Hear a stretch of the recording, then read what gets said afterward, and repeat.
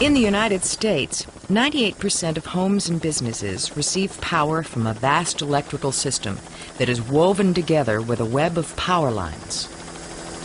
A grid.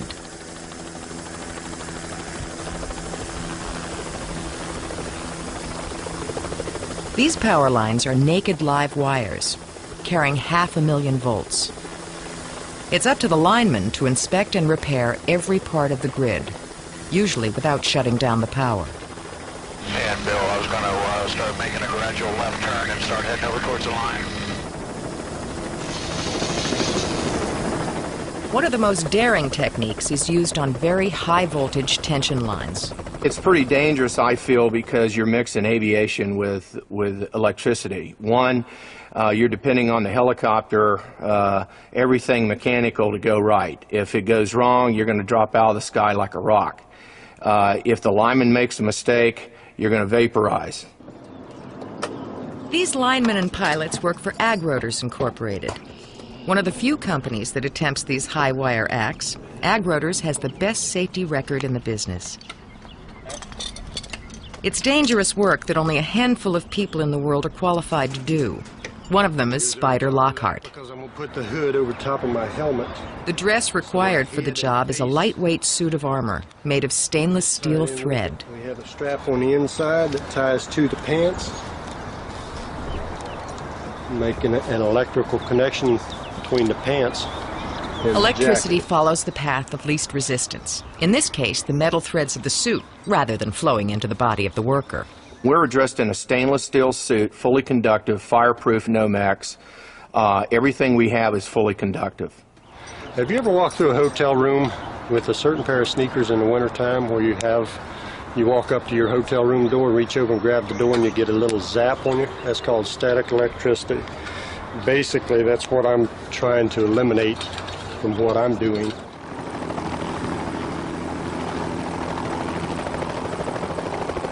There's linemen all over the United States that are risking their lives every day to keep the power flowing. The dangerous marriage between helicopters and power lines is made to save money and time. Repairs that take a conventional ground crew days, AgRotors completes in hours. And Bill, we're just looking for the right structure number, and then we're going to have to probably turn back a span or two once we orient ourselves. The lineman's life depends on constant communication between him and the pilot.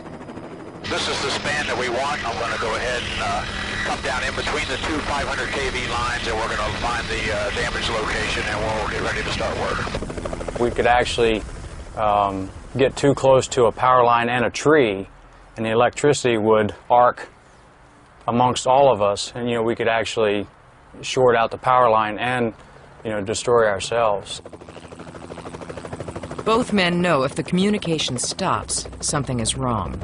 It's a crucial fact that Spider Lockhart learned from experience.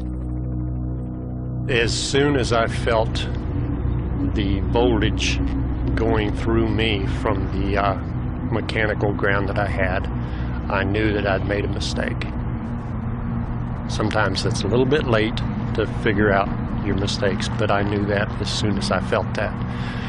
I had enough to know that it was killing me, and to me, I was screaming to the pilot to get me away from the wire, and he never heard a thing because I couldn't open my mouth.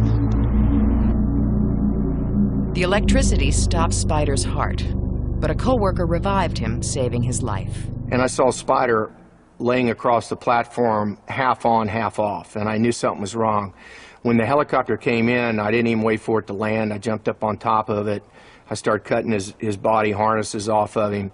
I closed his eyelids, and I just started giving him CPR. And I worked on him a little over 3 minutes before I brought him back. When Spider is suspended in air and therefore not grounded to anything, the electricity treats him as part of the wire and safely passes over his body and not through it. If you were able to take a voltmeter, which measures voltage, and measure the voltage on that helicopter, it would be energized at 500,000 volts in anything on that helicopter.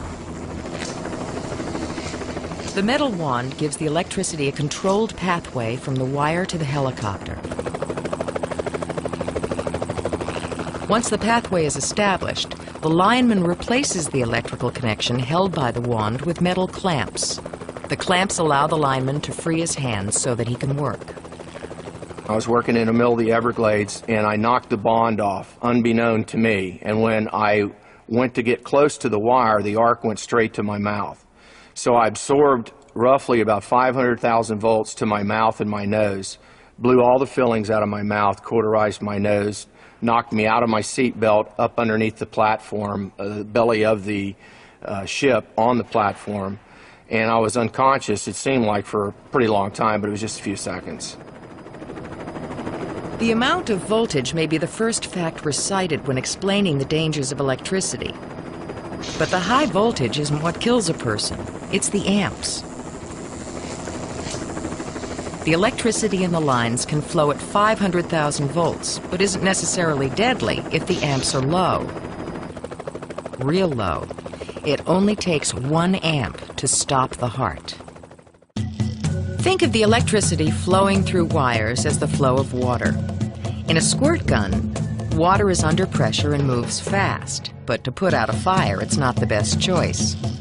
You need a fire hose that can move a whole lot of water.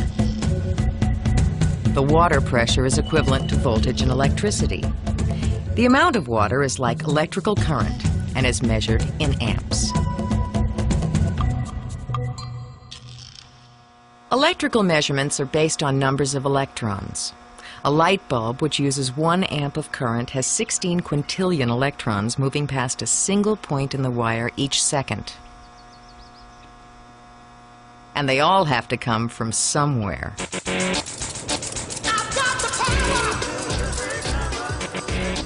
Good evening, ladies and gentlemen. My name is Bruce. I'm going to be your guide for the tour this evening. Behind me is Hoover Dam, 726 feet tall and 660 feet thick at the base. Hoover Dam contains enough concrete to pave a 2-lane road from San Francisco, California to Miami, Florida.